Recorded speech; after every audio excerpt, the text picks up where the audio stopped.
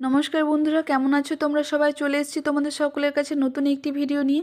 আজকে আমি তোমাদের সাথে যে রেসিপিটা শেয়ার করছি সেটা সম্পূর্ণ নতুনত্ব একটি রেসিপি। স্বাদেও দুর্দান্ত, দেখতেও কিন্তু অসাধারণ। তো আজকে আমি তোমাদের জন্য কি বানাচ্ছি সেটা জানার জন্য রিকোয়েস্ট হলো প্রথম থেকে লাস্ট পর্যন্ত পুরো ভিডিওটি দেখার জন্য। বসিয়ে নিয়েছি একটা কড়াইটা অল্প গরম হয়ে যাওয়ার পর আমি দিয়ে নেবো অল্প একটু জিরে। জিরে দেওয়ার পর আমি এখানে দেখো কিছু সবজি নিয়েছি পেঁয়াজ, ক্যাপসিকাম, বিট আর গাজরটাকে গ্রেট করে নিয়েছি, পেঁয়াজ আর ক্যাপসিকামটাকে ছোট করে কুচি করে নিয়েছি। তো পেঁয়াজটা আমি তেলটাতে দিয়ে অল্প একটু ভেজে নেবো, জাস্ট অল্প মোটামুটি 1 মিনিটের মতো ভেজে নেওয়ার পর এর মধ্যে আমি অ্যাড করব অল্প একটু আদার বাটা আর হলুদ আর নুন। তো দেখো, তোমরা যদি চাও এটা সম্পূর্ণ নিরামিষ করতে, এখানে কিন্তু তোমরা পেঁয়াজটা স্কিপ করে দিতে পারো। পেঁয়াজটা না দিলেও কিন্তু কোনো টেস্ট খারাপ লাগবে না। তো দেখো, দিয়ে নিলাম অল্প আদা, নুন আর হলুদটা দেওয়ার পর আমি আরও কিছুক্ষণ ভেজে নেব। ভেজে নেওয়ার পর আমি এর মধ্যে অ্যাড করে নেব ক্যাপসিকামটা। তো ক্যাপসিকামটাও আমি এখানে অল্প একটু সময় ধরে ভেজে নেব, যাতে ক্যাপসিকামের যে কাঁচা গন্ধটা আছে সেটা চলে যায়। তো তোমরা কিন্তু এখানে যে কোনো সবজি ইউজ করতে পারো। তোমরা চাইলে এখানে পালং শাক অ্যাড করতে পারো, তোমরা চাইলে এখানে বিনস, বিট, মানে বিট তো আমি দিয়েই নিয়েছি, বিনস নিতে পারো, মটরশুঁটি নিতে পারো, বাঁধাকপি নিতে পারো, তোমাদের ইচ্ছে মতো যে কোনো সবজি অ্যাড করতে পারো। তো যেটাই নেবে অল্প, মানে খুব ছোট ছোট করে কুচি করে নেবে বা গ্রেট করে নেবে। ক্যাপসিকামটা অল্প একটু ভেজে নেওয়ার পর আমি অ্যাড করে নেবো দেখো গাজর আর বিটটা, সেটাও আমি অল্প কিছু সময় ধরে ভেজে নেব, যতক্ষণ পর্যন্ত এর মধ্যে যে জলটা থাকছে সেটা না চলে যায় আর কাঁচা গন্ধটা যতক্ষণ পর্যন্ত না যাচ্ছে ততক্ষণ পর্যন্ত অল্প একটু সময় নিয়ে ভেজে নিতে হবে। ভেজে নেওয়ার পর আমি এর মধ্যে কিছু না, জাস্ট অল্প একটু ধনের গুঁড়ো আর অল্প একটু চিনি আর একটু ভাজা মশলার গুঁড়ো অ্যাড করছি। ভাজা মশলা বলতে ধনে, জিরে আর মৌরির একটা শুকনো খোলায় ভেজে নিয়ে তারপর আমি একটা মশলা রেডি করে রেখেছিলাম সেটা। এরপর অ্যাড করে নিয়েছি আমি দুটো মিডিয়াম সাইজের আলু নিচ্ছি। তো তোমরা চাইলে কিন্তু এখানে পুরোটা বেশিও বানাতে পারো, তোমরা যদি পরিমাপে বেশি বানাও। তো পুরোটা দেওয়ার পর আমি এখানে বেশিক্ষণ একটু মোটামুটি 2 থেকে 3 মিনিটের মতো নাড়াচাড়া করে ভালো করে এটা ভেজে নিতে হবে। যখন দেখবে পুরোটা পুরো একটা মন্ডের মতো হয়ে মিডিলে এরকম চলে আসছে, তখন জানবে তোমাদের এই যে পুরোটা সেটা কিন্তু রেডি। এই অবস্থায় এটা পুরো তুলে নিয়ে ঠান্ডা করে নিতে হবে। তখন আমি চলে যাচ্ছি দ্বিতীয় প্রসেসে, মানে নেক্সট স্টেপে। আমি বসিয়ে নিয়েছি দেখো একটা প্যান, এখানে আমি নিয়ে নিয়েছি অল্প বাটার। তো তোমরা চাইলে কিন্তু এখানে ঘি ইউজ করতে পারো বা সাদা তেলও ইউজ করতে পারো। তবে যদি বানাও এই রেসিপিটা, আমি বলবো ঘি কিংবা বাটার ইউজ করতে, এক্ষেত্রে টেস্ট ভালো আসবে। অল্প দেখো তেলটা মানে বাটারটা গরম হয়ে যাওয়ার পর অল্প একটু জিরে, একটু সরষে আর অল্প একটু কারি পাতা ছোট্ট করে কুচি করে নিয়ে আমি এখানে দিয়ে নিলাম। দিয়ে নিয়েছি অল্প একটু নুন, তোমরা নুনটা চাইলে কিন্তু পরেও অ্যাড করতে পারো। একটু একটু ফুটে আসার পর, মানে একটু ভাজা হয়ে যাওয়ার পর এর মধ্যে আমি দিয়ে নিচ্ছি 1 কাপের মতো সুজি। তো সুজিটা অল্প একটু সময় ধরে আমি ভেজে নেব। তো তোমরা যদি এখানে পরিমাপে বেশি বানাও, সুজির পরিমাণটা তোমরা বাড়িয়ে নেবে। আমি যে পরিমাপে বানাচ্ছি মোটামুটি 6 থেকে 7টা আমার আরামসে হয়ে যাবে। তো সুজিটা ততক্ষণ পর্যন্ত ভাজবে যতক্ষণ না পর্যন্ত হালকা একটু ক্রাঞ্চি না হয়ে যাচ্ছে, মানে লাল হবে না অথচ কাঁচা গন্ধটা চলে যাবে, সেরকমভাবে ভাজতে হবে। তো এখানে যতটা সুজি ইউজ করবে তার ঠিক ডবল পরিমাণে জল ইউজ করতে হবে। জলটা কিন্তু খুব ভালোভাবে ভেবে দিতে হবে, যতটা সুজি তার ঠিক ডবল পরিমাণে জল লাগবে।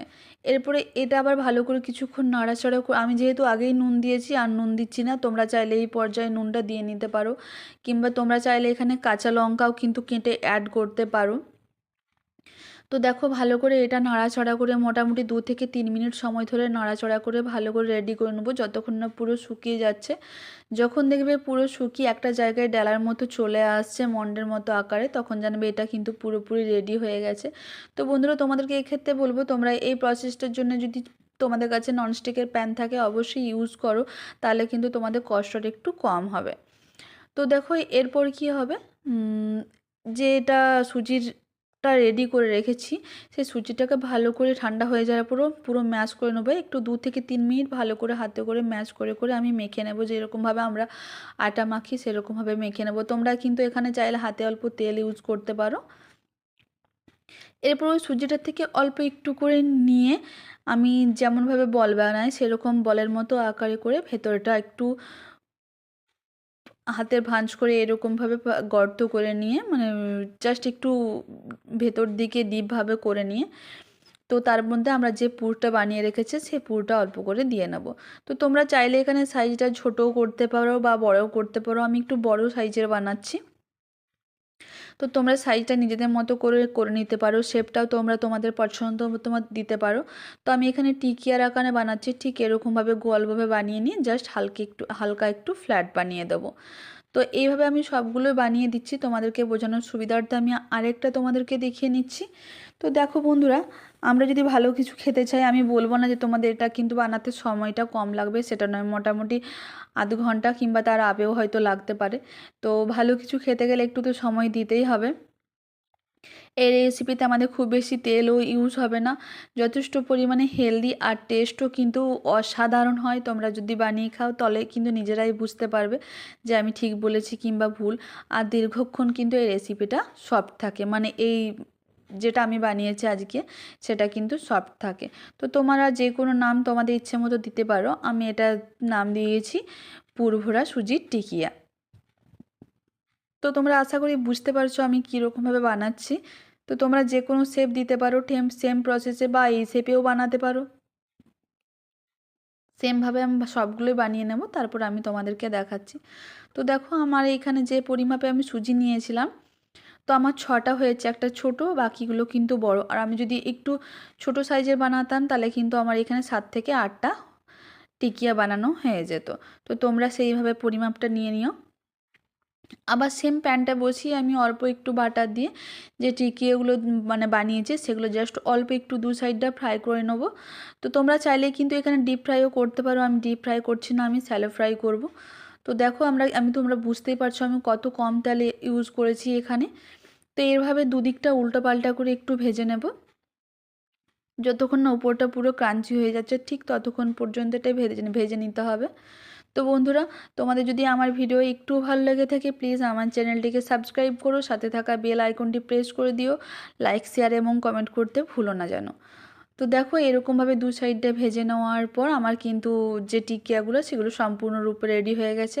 আজকে আমি এই টিকিয়াগুলো বানিয়েছি আমার ছেলের টিফিনের জন্য, তার সাথে আমার বাড়িতেও খাওয়া হয়ে যাবে।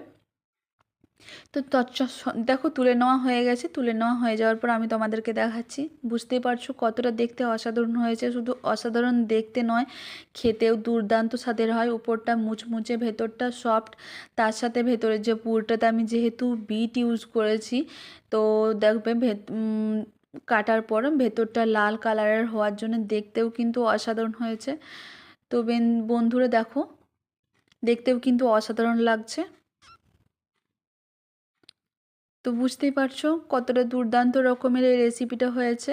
তো বন্ধুরা, আমি আমার ছেলের টিফিনটা এই টিফিনের সাথেই রেডি করে নিলাম। তার সাথে সাথে আজকের মতো ভিডিও এখানেই, দেখা হচ্ছে পরে একটি নতুন ভিডিওতে।